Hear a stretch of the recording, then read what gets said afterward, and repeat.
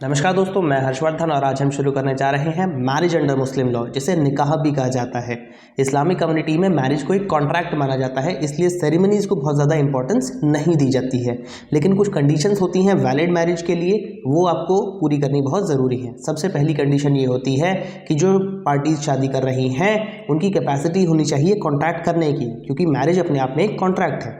जैसे कि उनका साउंड माइंड होना चाहिए, उनकी एज ऑफ प्यूबर्टी अटेन हो चुकी होनी चाहिए। लेकिन अगर ये कंडीशन पूरी नहीं हो रही है तो ऐसे केस में उनके जो गार्जियंस हैं, जो माँ बाप हैं, वो उनकी शादी करवा सकते हैं, वो खुद नहीं कर सकते हैं। ठीक है जी। दूसरा है, एक प्रपोजल होना चाहिए जिसे इजाब कहते हैं, और उस प्रपोजल का एक्सेप्टेंस भी होना चाहिए जिसे कबूल कहते हैं। और कोई किसी भी तरीके का इम्पेडिमेंट नहीं होना चाहिए शादी के अंदर, किसी भी तरीके का हिंड्रेंस या गड़बड़ी नहीं होनी चाहिए। इन सभी हिंड्रेंसेस के बारे में हम बाद में डिस्कस करेंगे डिटेल में। ठीक है जी।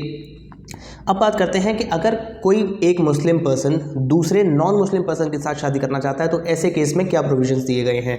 देखो, सबसे पहले बताया गया है कि जो मुस्लिम वुमेन है वो तो किसी भी नॉन मुस्लिम से शादी नहीं कर सकती हैं, लेकिन जो मुस्लिम मेल्स हैं अगर वो सुन्नी हैं तो वो किसी भी किताबिया रिलीजन की नॉन मुस्लिम वुमेन से शादी कर सकते हैं। किताबिया मतलब जब एक पर्टिकुलर बुक से कोई रिलीजन निकला हो, जैसे क्रिश्चियनिटी बाइबल से निकली है, हिंदुइज्म की कोई पर्टिकुलर बुक नहीं है। हम गीता को भी मानते हैं, महाभारत को भी और रामायण को भी, लेकिन एक पर्टिकुलर किताब नहीं है, तो इसको हम किताबिया रिलीजन नहीं कहते हैं।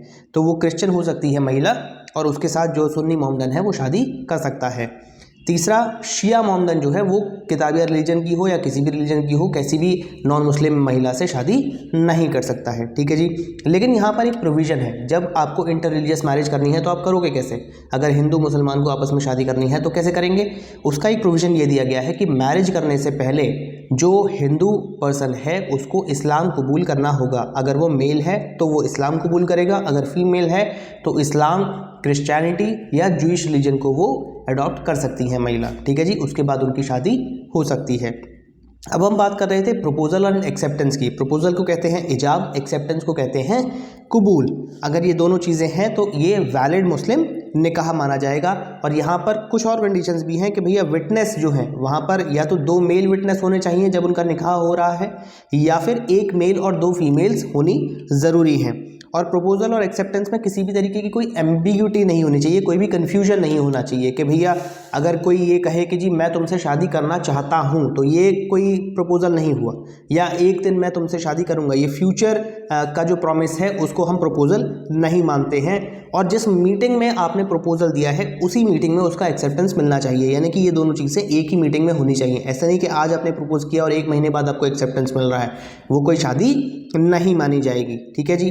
और जो प्रपोजल एंड एक्सेप्टेंस है वो दोनों पार्टीज़ भी दे सकती हैं एक दूसरे को, या फिर उनकी तरफ से, अगर वो उनका साउंड माइंड नहीं है या एज ऑफ प्यूबर्टी अटेन नहीं हुई है तो उनके गार्जियंस भी दे सकते हैं।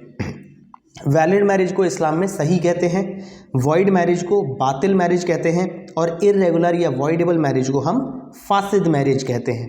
तो जो बातिल मैरिज है यानी कि वॉइड है, जो पूरी तरीके से रद्द मानी जाती है, वो उसके अंदर क्या क्या प्रावधान दिए गए हैं, कब एक मुस्लिम मैरिज को हम वैलिड नहीं मानते हैं, वॉइड मानते हैं।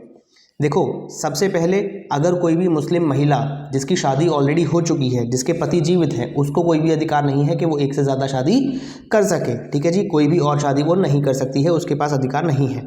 जबकि जो मुस्लिम मेल्स हैं उनके पास 4 शादी करने का अधिकार होता है।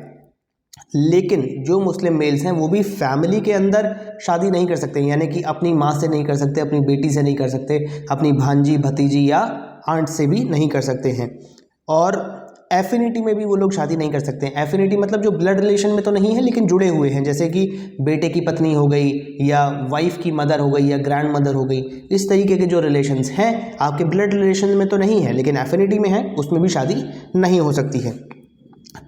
और एक और प्रोविज़न यहाँ पे दिया गया है फॉस्टरेज का, यानी कि जब आप पैदा होते हो और आपकी जो आयु है, जो एज है, वो 2 साल तक, जब तक आप हो जाते हो तब तक अगर आपको किसी ऐसी महिला ने जो कि आपकी माँ नहीं है, उन्होंने आपको ब्रेस्ट फीड किया है तो उनसे भी आप शादी नहीं कर सकते हो। ठीक है जी। ये फॉस्टरेज का प्रोविज़न था। और इसी के साथ हमारी जो वॉइड मैरिज है वो ख़त्म होती है। आगे बढ़ते हैं फासिद मैरिज पर, यानी कि वॉइडेबल इरेगुलर मैरिज, यानी कि इसके अंदर कोई गड़बड़ी है जिसकी वजह से इस मैरिज को या तो रद्द किया जा सकता है, या फिर अगर आप उस गड़बड़ी को सुधार दो तो इसको वैलिड मैरिज भी बनाया जा सकता है। सबसे पहली गड़बड़ी क्या हो सकती है, इरेगुलरिटी, कि भैया विटनेस नहीं थे उस टाइम पे जब तुमने निकाह किया, तो क्या करना है, विटनेस के पास जाके फिर से प्रपोजल दे दो, फिर से कबूल कर लो, हो गई वैलिड मैरिज। ठीक है जी। दूसरा क्या हो सकता है कि आप मान लो 5वीं महिला से शादी कर रहे हो, जबकि आपको लिमिट दी गई है 4 महिलाओं की, तो जो पहली आपकी जो 4 वाइफ्स थी उसमें से किसी को डाइवोर्स दे दो, हो गई 4 वाइफ, तो ये वैलिड हो जाएगी। तीसरी में कंडीशन में कहा गया है कि अगर आप किसी ऐसी महिला से विवाह कर लेते हो जो कि इद्दत पीरियड के अंदर थी उस समय, तो इद्दत पीरियड मतलब जब आपका डाइवोर्स हो जाता है इस्लामिक कम्युनिटी में, तो जो महिला है वो अपने उसका इद्दत पीरियड शुरू हो जाता है जिसके अंदर वो किसी से भी शादी नहीं कर सकती है। लेकिन अगर ऐसे केस में शादी हो जाती है तो जब वो इद्दत पीरियड एक्सपायर हो जाएगा तब आपकी जो शादी है वो वैलिड मानी जाएगी। ठीक है जी। चौथा प्रोविज़न कहा गया है भैया कि अगर डिफरेंट रिलीजन में शादी हुई थी, कन्वर्जन पहले नहीं हुआ था, तो भैया उसको कन्वर्ट करा लो जिससे आपकी शादी हुई थी। मान लो कोई आपने हिंदू से शादी कर ली तो हिंदू को मुस्लिम में कन्वर्ट करा लो, या किसी और रिलीजन में भी हुई थी तो उसको अगर आप इस्लाम में कन्वर्ट करा लेते हो तो आपकी जो वॉइडेबल मैरिज थी वो वैलिड मानी जाती है। ठीक है जी। 5वां प्रोविज़न दिया गया है कि अगर आपकी जो पिछली वाइफ्स हैं वो अगर किसी के रिलेशन में उनके किसी रिलेशन के साथ आप शादी करना चाहते हो जिसके साथ वो अगर लड़का होती तो नहीं कर पाती, तो ऐसे केस में आप भी नहीं कर सकते हो, तो वो एक वॉइडेबल मैरिज मानी जाती है। लेकिन इस इरेगुलरिटी को आपको अगर हटाना है तो आपको अपनी जो पिछली वाइफ है उसको आपको डाइवोर्स देना होगा, क्योंकि वही तो ऑब्स्टेकल बन रही है ना आपकी मैरिज में। तो अगर आप वो डाइवोर्स दे देते हो तो ये जो फासिद मैरिज है ये पूरी तरीके से सही हो जाएगी और इसको वैलिड मैरिज करार कर दिया जाएगा। अब ये तो हुई कि जब हमें उसको वैलिड बनाना है वॉइडेबल मैरिज को, लेकिन अगर उसको हमें टर्मिनेट करना है, ख़त्म करना है, तो उसके क्या प्रावधान है। देखिए, अगर आपका कंज्यूमेशन नहीं हुआ है यानी कि फिजिकल रिलेशंस नहीं बने हैं दोनों पति पत्नी के बीच में, तो कोई भी जब चाहे उस वॉइडेबल मैरिज को टर्मिनेट कर सकता है, ख़त्म कर सकता है। ठीक है जी। दूसरा, अगर आपके फिजिकल रिलेशंस बन गए हैं तब क्या होगा, तो आपको वाइफ जो है उस मैरिज के अंदर उसको मेहर देना होगा। हस्बैंड जो है अपनी वाइफ को मेहर देगा। मेहर का मतलब होता है प्रॉपर्टी का कुछ हिस्सा या पैसे या जो भी हस्बैंड अपनी तरफ से अपनी वाइफ को देता है। ठीक है जी। डावर भी कहते हैं, मेहर भी कहते हैं इसको।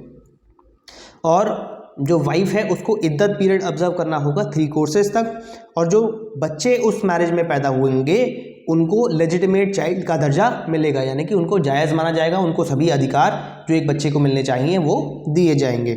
और तीसरा इसमें प्रावधान है कि जो इरेगुलर मैरिज करी गई है, चाहे उसमें फिजिकल रिलेशंस बने हैं या नहीं बने हैं, चाहे कंज्यूमेशन हुआ है या नहीं हुआ है, जो भी लीगल राइट्स ऑफ इनहेरिटेंस हैं वो किसी को नहीं दिए जाते हैं वॉइडेबल मैरिज के अंदर, ना तो पत्नी को ना ही पति को। ठीक है जी। इनहेरिटेंस के अंदर किसी भी प्रॉपर्टी के अंदर कोई भी जो है कॉन्ट्रैक्ट के अंदर वो नहीं आते हैं वॉइडेबल मैरिज में।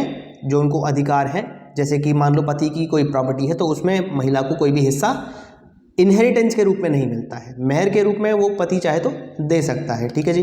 इसी के साथ आपका जो मुस्लिम मैरिज का कंसेप्ट है वो इस वीडियो के अंदर ख़त्म होता है। बहुत बहुत धन्यवाद।